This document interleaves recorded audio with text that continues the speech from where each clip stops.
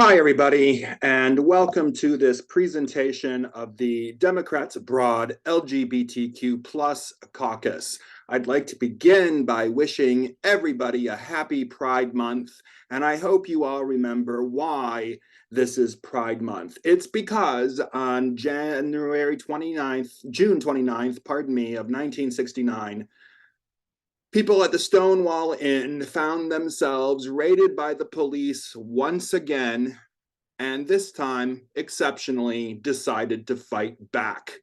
And it was on that day that the modern LGBTQ plus rights movement was born. That's why we celebrate Pride in the month of June. Now, I'd like to review some of the things that we've done over the last year. Just a year ago, we had, first of all, an LGBTQ plus teach-in to talk about the many issues that confront our community, and especially the trans members of our community. We had a professor of trans philosophy, believe it or not, join us to discuss these issues. We also last year had an intergenerational dialogue together with the Youth Caucus. And one of the things that we discovered is that the kinds of difficulties faced by the youth today are really not all that different from the kinds of difficulties faced by people who are a bit older when they were coming out when they were young.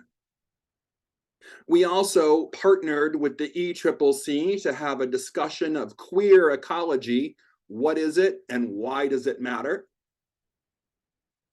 And we partnered with the Senior Caucus to show a very moving and touching documentary film about the kinds of difficulties LGBTQ seniors face, especially when they're alone, as so many are. A film called Gen Silent, which we commend to you enthusiastically, but be prepared, if you watch it, to cry. We also invited our good friend, US Senator Tammy Baldwin, to come talk to us.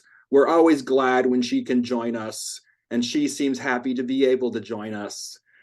As you probably know, in 2024, she's up for re-election and may be facing a difficult battle. And so just as she's been there for us, we hope to be there for her throughout the electoral season.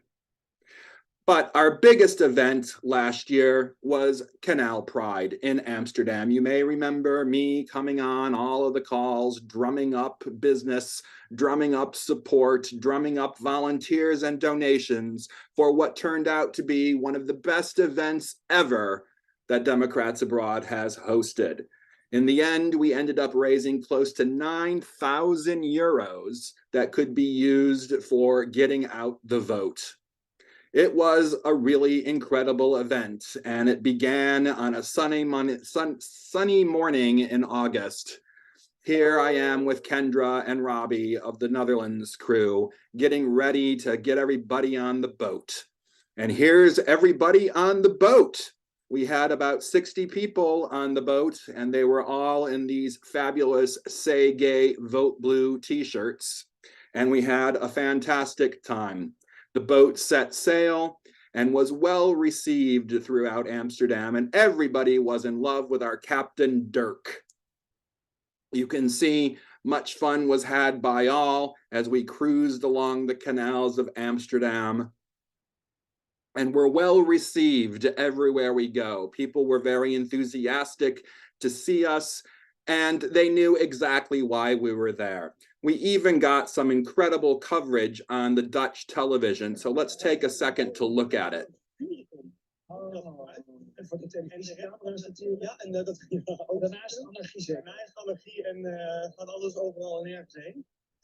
dan is het wel ook wat heel leuk is, in Amsterdam heb je natuurlijk een langs de grafgenbouwd, langs de huizen.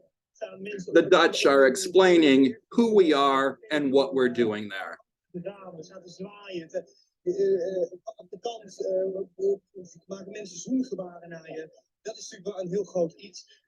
And Trey is living his lifelong dream. Abroad boat. met als thema Say Gay, Vote Blue. Dit zijn expats. Ja, ze zijn allemaal expats. Nou, Uit Amerika. we willen net zeggen Amerika, maar natuurlijk ooit de eerste. And he's explaining that vote blue in America means vote for Democrats. Rellen met Marsha P. But voila, a great piece of earned media for us from Canal Pride. Buiten de Verenigde Staten. Maar dat is dan vooral op het moment dat je langs de jury komt. Here we are on the boat, getting ready to sail. Even Jared joined us for this magnificent event. Trey was living the dream, and even Lady Liberty was having an amazingly good time. Special thanks to Tricia Hamilton Augustin of DA Netherlands for her extraordinary generosity. Also to Bob Bragar and Joe Smallhoover for being major donors, and to the hilarious Kendra Borgen, who saved the day so many times I can't even count, and only yelled at me twice about it. We're going to do it again next year, first week in August, so mark your calendars now. One thing that we learned, though, from the stunning success of this event is that you're going to need a bigger boat. And we're going to get one.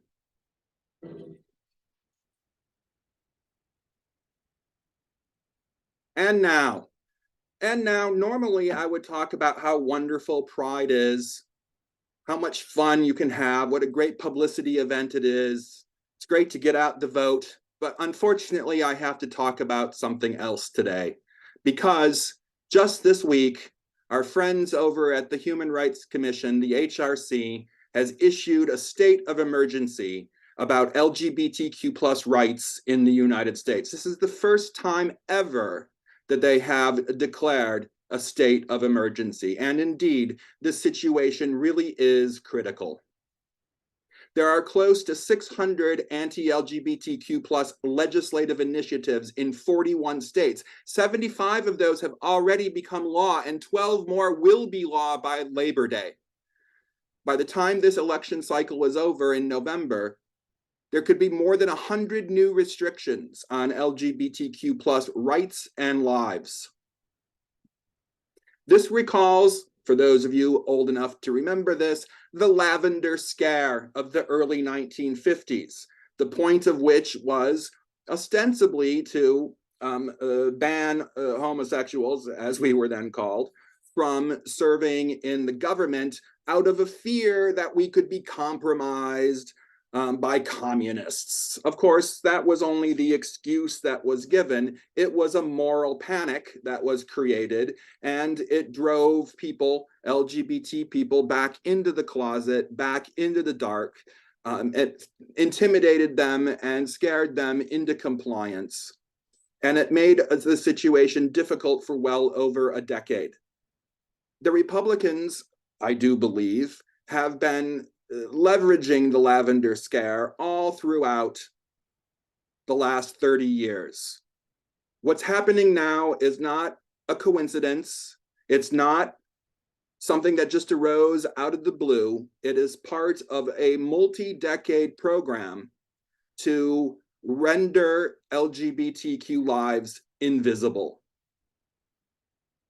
Incidentally, news just came through that Pat Robertson died. So Pride could well mean Pat Robertson is dead, everyone. And we cannot underestimate the influence, the negative influence that the religious right has had on the LGBTQ community, particularly politically.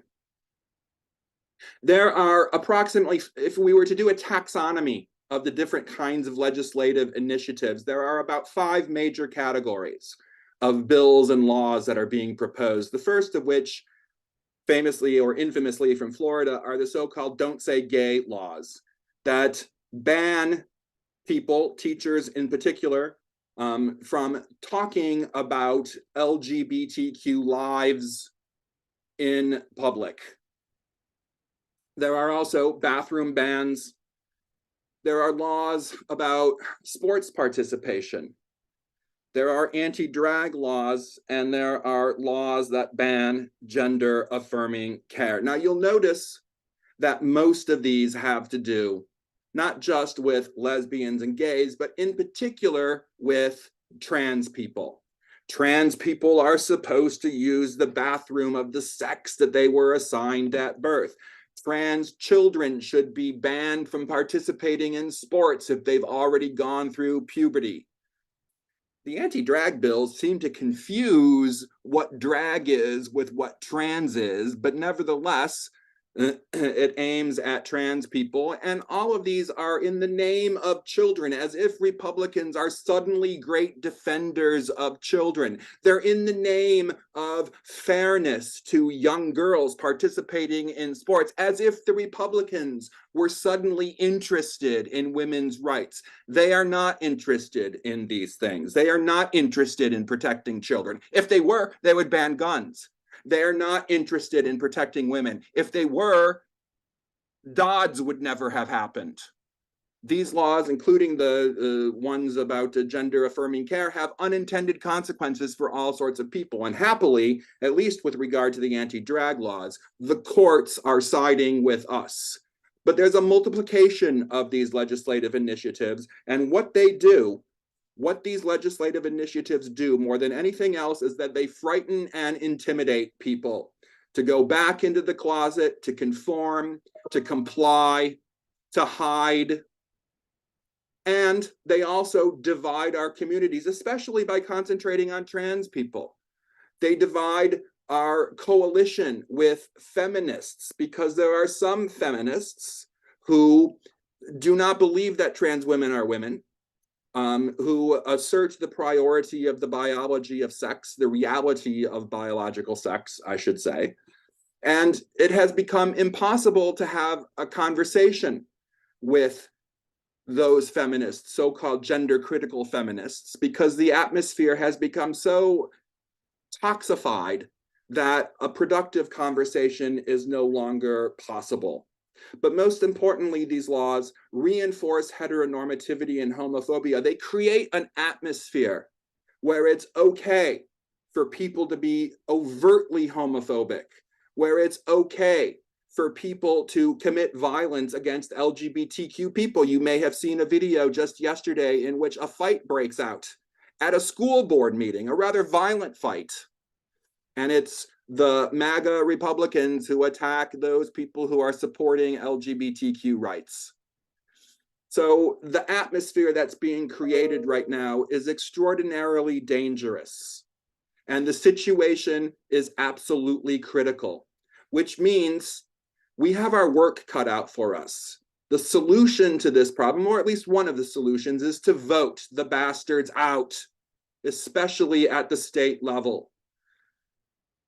This is a long-term project. This is not going to happen magically, and it's not going to happen without you and us and everybody doing what we do as a political party, which is getting out the vote. And so we have a lot of work to do next year, and we have just one request of you all who are watching this video right now. Just one request. I have one thing to say. You better work. I have one thing to say. You better work.